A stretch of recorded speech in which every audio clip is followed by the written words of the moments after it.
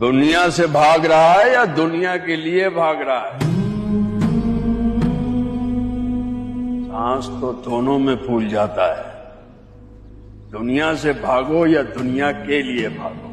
दुनिया की पहचान दुनिया में हो जाए तो इंसान सिर्फ अल्लाह का हो जाता है।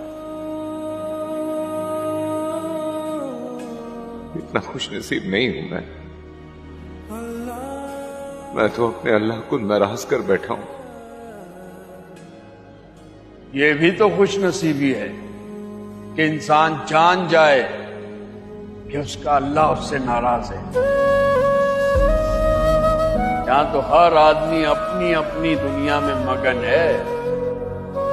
किसे फिक्र है कि उसका रब उससे नाराज है?